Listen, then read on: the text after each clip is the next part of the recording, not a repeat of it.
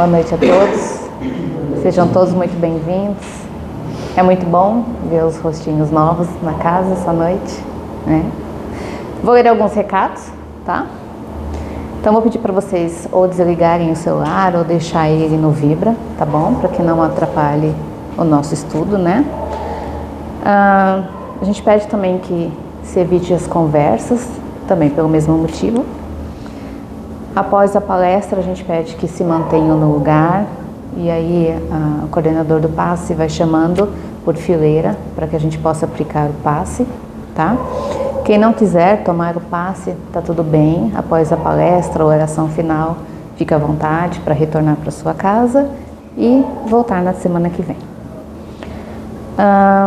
E após o passe, né, quem precisar de uma conversa, a gente tem uma conversa fraterna, se quiser desabafar, contar o que está acontecendo, né, tem um acolhimento, a gente está aqui para isso também, tá?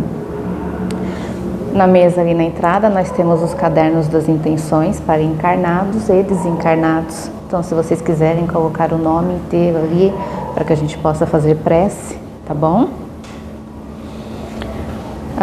A gente também tem ali na entrada a caixa para doação de agasalho, de cobertor, de sapato, tá? Então, se você quiser doar, pode trazer e colocar ali na caixa. Nós temos os livros ali na entrada também. Se alguém quiser pegar para ler, fica à vontade, pode pegar, levar para casa. Quando terminar a leitura, é só devolver, tá? E se tiver livros também que possa doar para casa, a gente agradece. No próximo domingo, né, dia 7, nós faremos o nosso terceiro café da manhã. Então é um café onde a gente atende os nossos irmãos necessitados, né, os nossos irmãos em situação de rua, a comunidade carente aqui do bairro.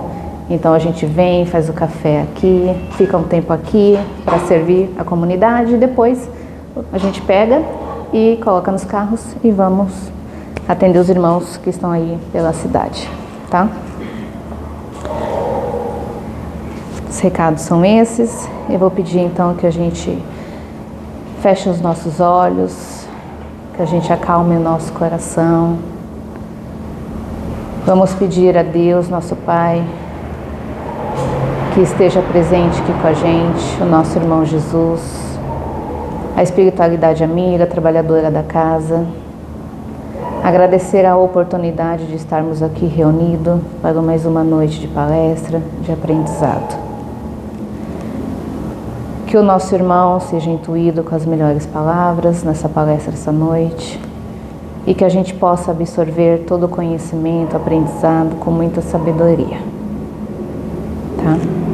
Antes de chamar o nosso irmão e trabalhador da casa, o Paulo, para fazer a palestra, vou ler uma mensagem do livro que chama Vida Feliz, do Divaldo Franco, né, com mensagens da Joana de Ângeles.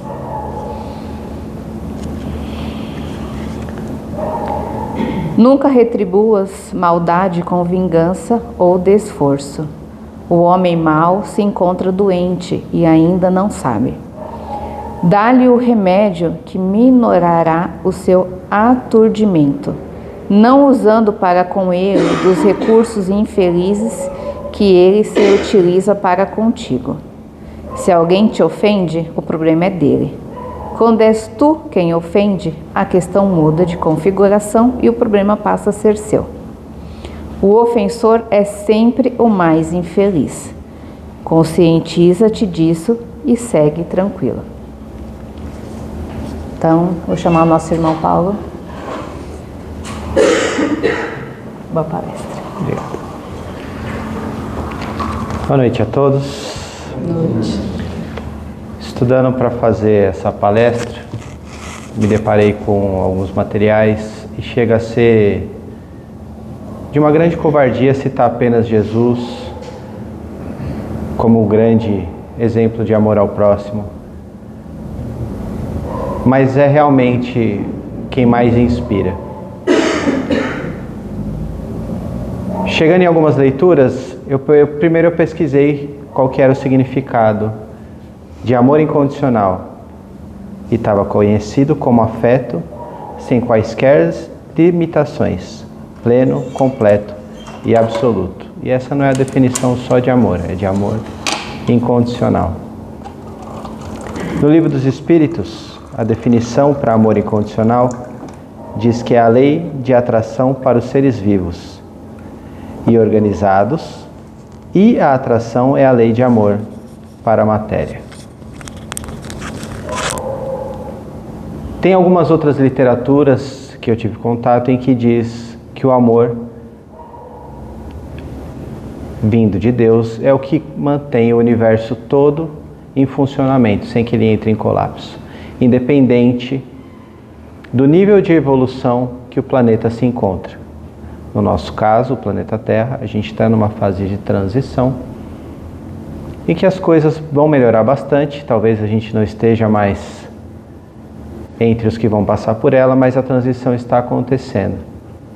Existe o conhecido e falado data limite de Chico, mas que ele deu um exemplo, e que era para acontecer mais ou menos por volta de 2057, mas já diversos médiuns e palestrantes dizem que essa data da transição planetária, onde nós vamos sair de um planeta de expiação e provas para um planeta em regeneração.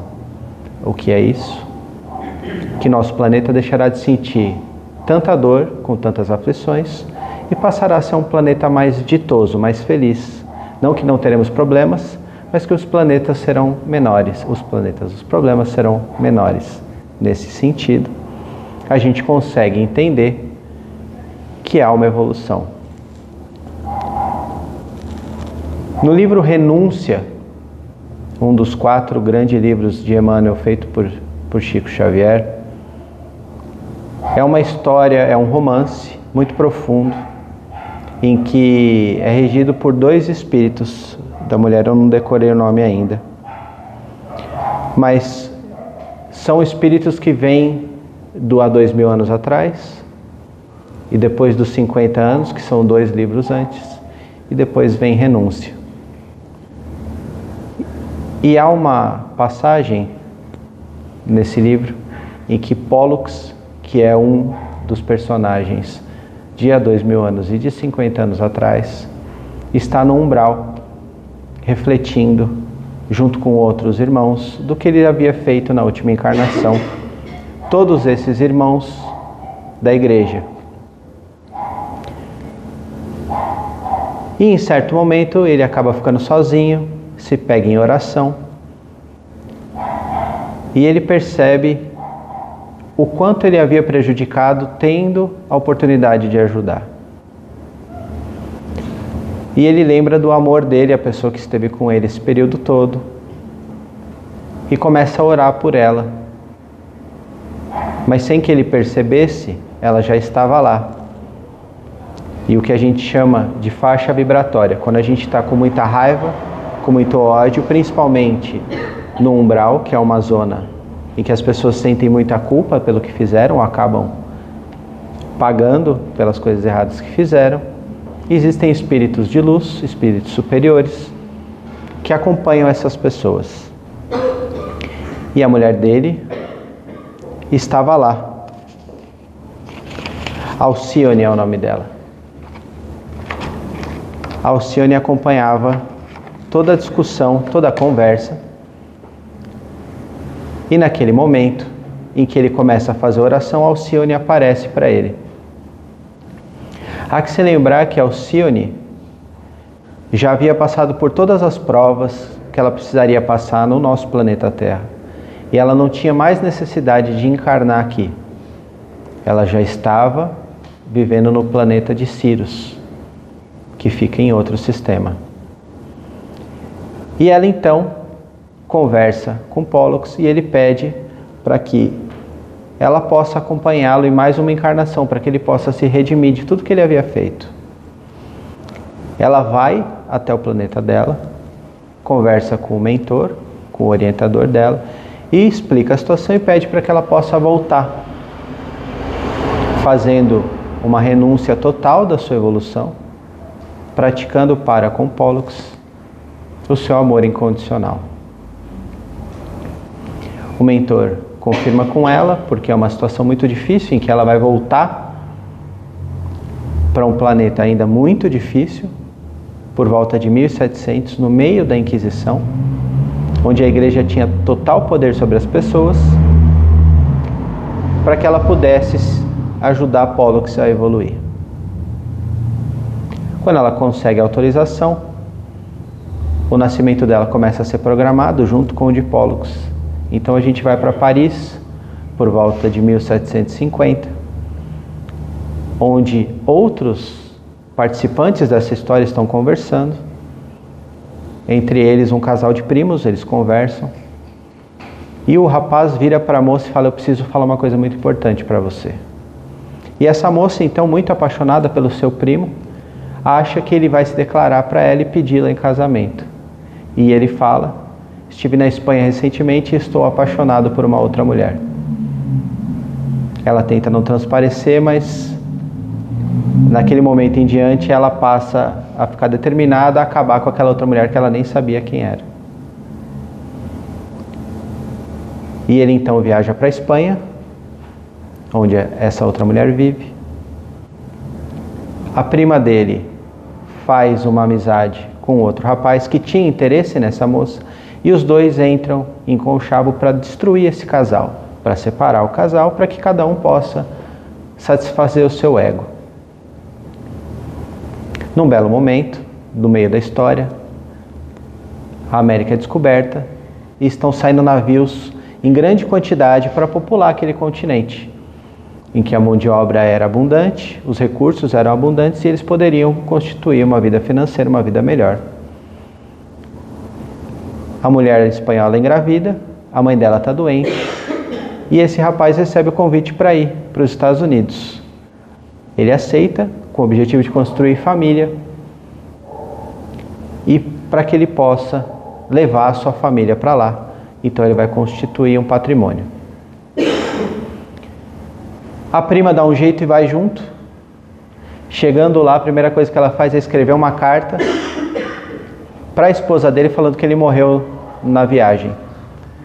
Não tinha WhatsApp, não dava para ela saber se era verdade.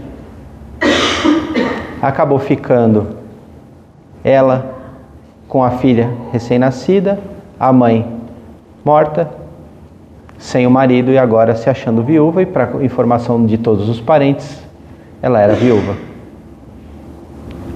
A prima, depois de muitos e muitos anos, consegue se casar com o primo. Ela vive uma vida bastante infeliz nesse meio desse caminho, porque não era um arranjo de casamento pelo amor. Aquele amigo da prima se oferece para sustentá-la, ela recusa, e de tanto ela recusar, ele começa a fazer amizade com os maus da igreja, para que eles possam tomar todos os bens que ela tem, para que assim ela venha correndo aos braços dele. Aí a Rede Globo ainda não sabe fazer uma trama bem feita. A vida real, muito mais crível, muito mais forte. A mãe morre, a menina adolescente dando aula na paróquia local, onde o padre começa a ajudá-la. O padre era a encarnação atual de Emmanuel, o narrador da história, em que ele ajuda essa moça para que ela continuasse evoluindo. Essa moça, o nome dela eu não decorei, gente, vocês me desculpam, era Alcione. E pouco depois vem o sobrinho do padre, esse eu decorei, que é Carlos. E Carlos era Pollux. Carlos, então, na primeira olhada que ele dá, ele se apaixona por Alcione. Ela se apaixona por ele. Só que Alcione, diferente de qualquer um de nós, não aceita quando o Carlos fala que ia largar a batina. Ela renuncia ao amor, pelo amor incondicional que ela já sentia, para que Carlos pudesse seguir a sua vida como padre.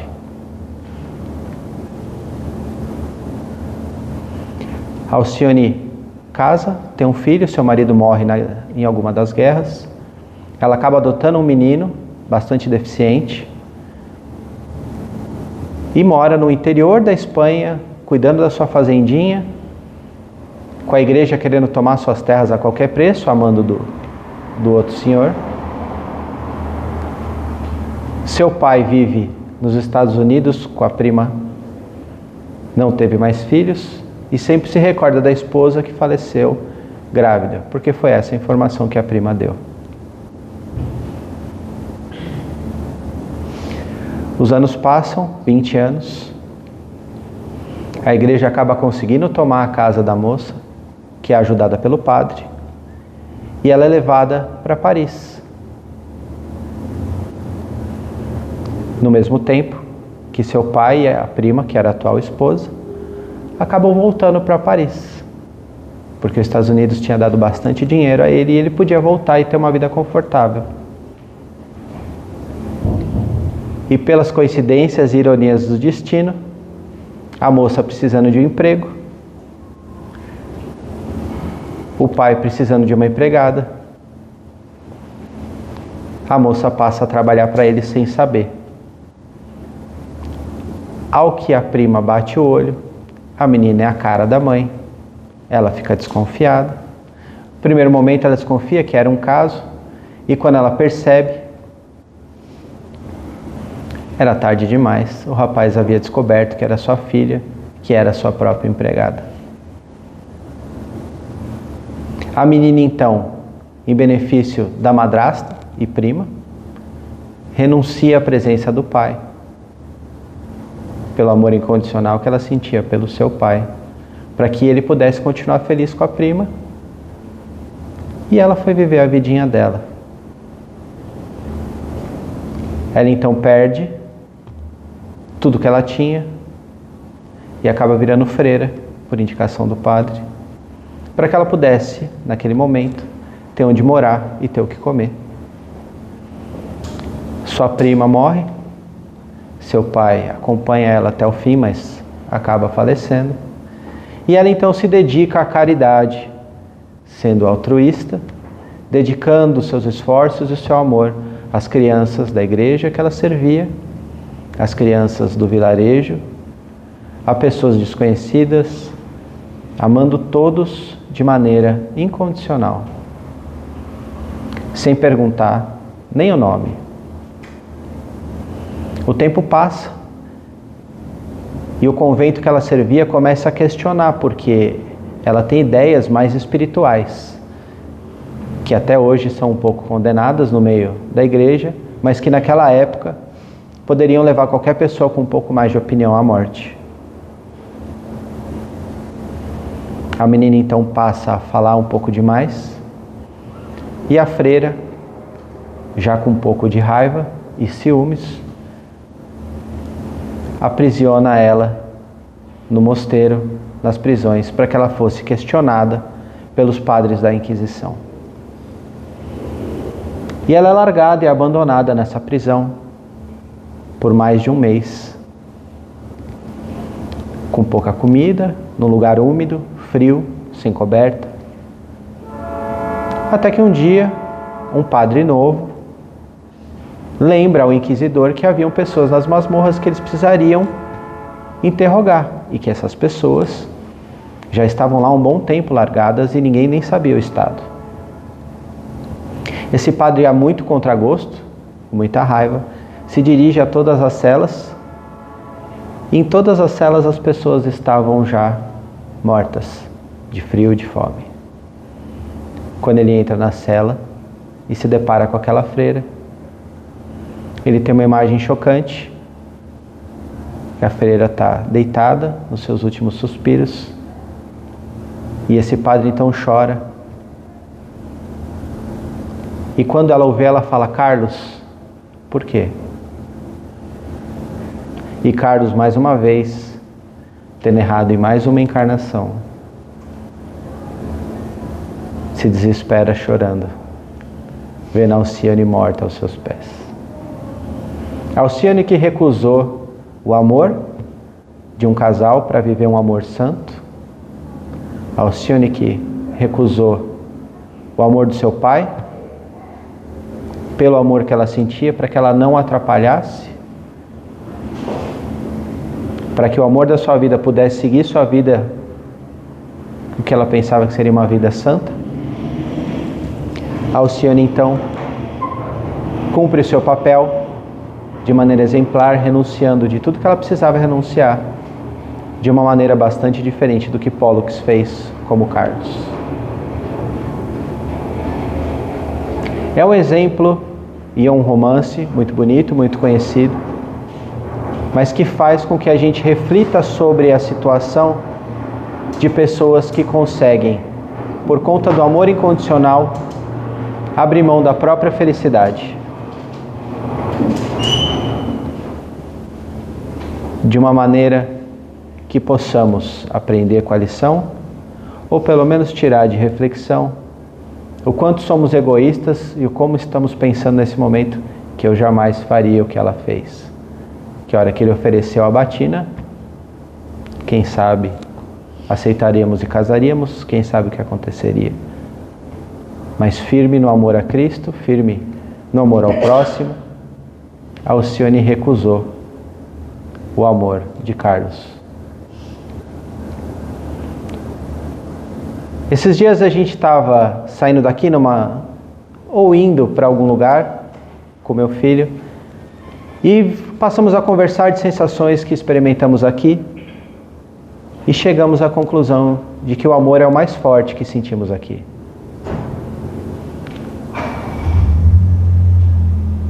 E ele falou que o que ele sentia, ele sabia que era amor, porque ele já tinha sentido aquilo pelo avô dele, que é o meu pai, pelo irmão dele, que é o meu filho.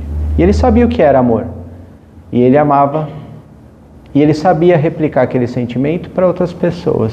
Se você me zoar, eu não falo mais com você.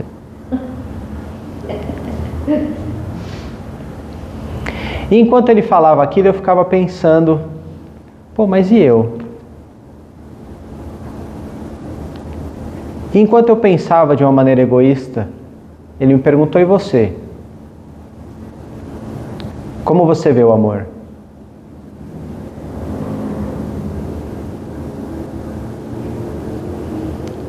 A minha primeira lembrança de amor e de um amor genuíno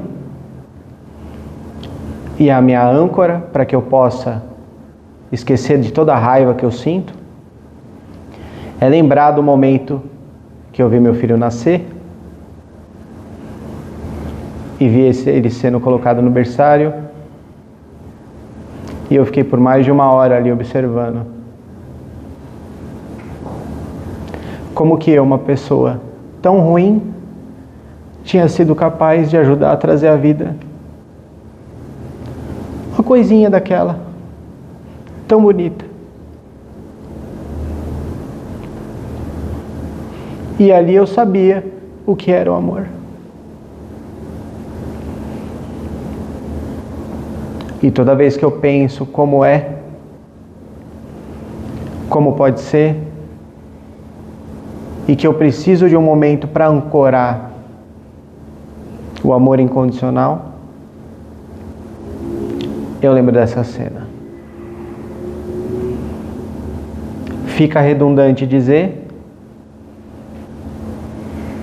que a segunda cena que me traz o amor é o meu segundo filho nascendo, mas dessa vez a imagem é de alívio, porque ele passou mais de 10 dias do dia de nascer, nasceu roxo, quase preto, demorou para chorar, e o choro dele é de alívio.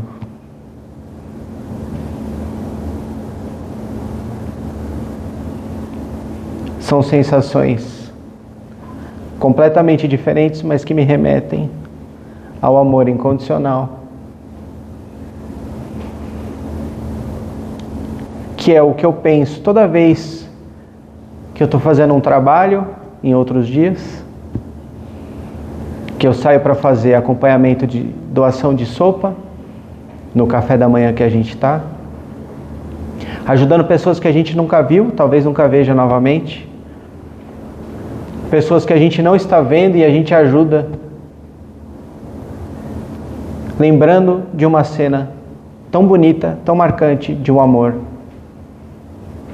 que faz com que a gente reflita do que realmente é amar e fazer o bem sem olhar a quem.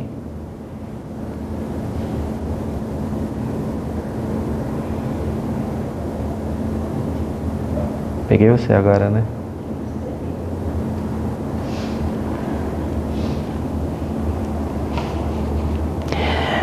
Ainda apelando um pouco para os romances, pesquisando também sobre amor incondicional, cheguei a Paulo de Tarso. No livro Paulo e Estevão, um livro muito mais profundo sobre a vida de Paulo do que o que tem nas escritas bíblicas, o livro conta onde Saulo, profundo conhecedor das leis, grande autoridade dos judeus, no momento de raiva em que sua mulher, sua então pretendida, morre,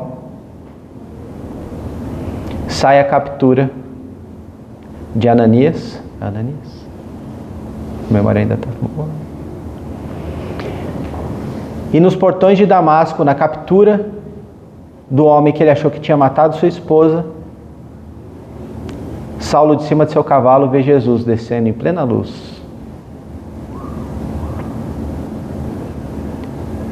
Se dirige a ele e fala: Saulo, Saulo, por que me persegues? E Saulo, então, de joelhos, já cego pela luz de Cristo que ele olhou, pergunta: Senhor, o que quer que eu faça? E o Senhor então manda Ananias até ele, o leva a uma estalagem, lava seus olhos e no dia seguinte, Saulo passa a ver novamente.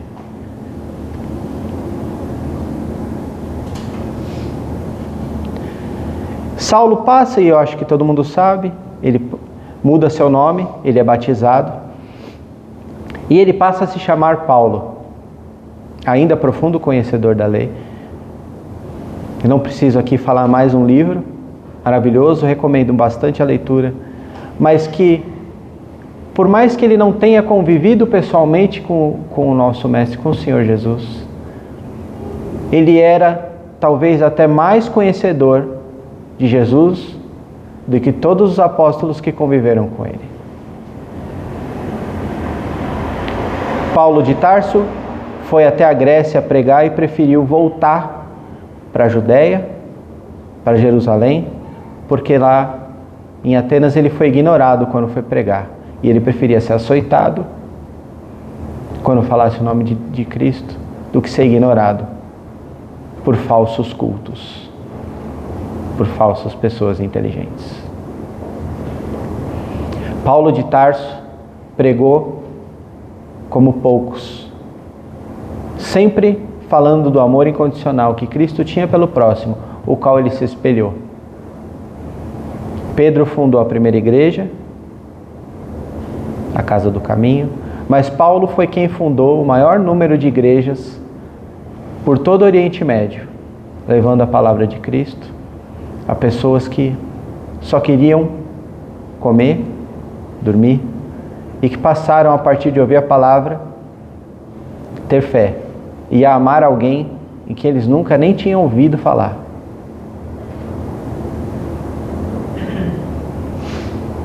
Paulo de Tarso, ainda enquanto Saulo, mandou apedrejar o então escravo liberto Estevão, porque Estevão pregava nas catacumbas, escondido, fugido do Império Romano, sobre a palavra de Jesus. Mal sabia Saulo que Estevão era o irmão da sua atual noiva, Abigail, que depois de ver a cena do seu irmão morto, desiste de viver e acaba se entregando. Ananias tenta ajudá-la e ela acaba falecendo de inanição.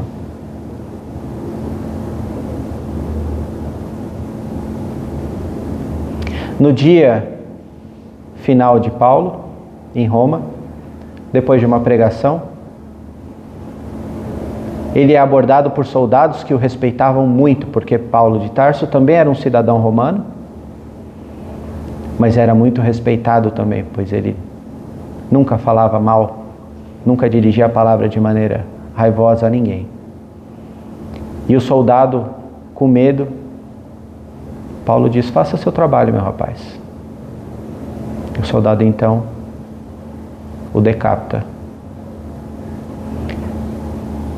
E Paulo, outrora Saulo, é recebido por Jesus Cristo, por Abigail e por Estevão do outro lado. E a primeira coisa que ele pede é que ele pudesse voltar a Jerusalém e ver os seus amigos. Pois mesmo tendo sido desprezado e açoitado, ele ainda os amava incondicionalmente.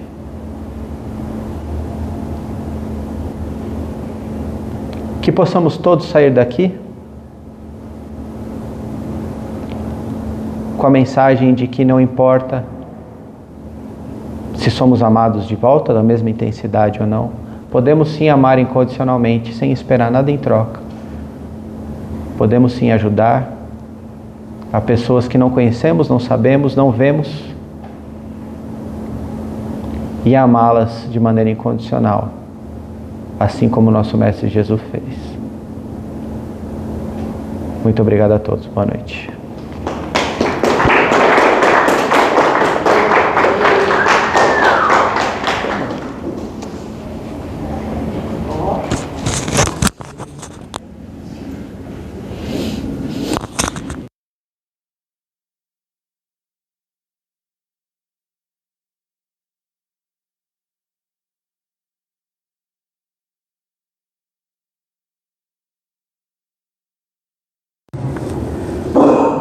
Bom, depois dessa palestra maravilhosa, que a gente possa sair daqui com o coração mais quentinho, entendendo o verdadeiro significado do amor, né?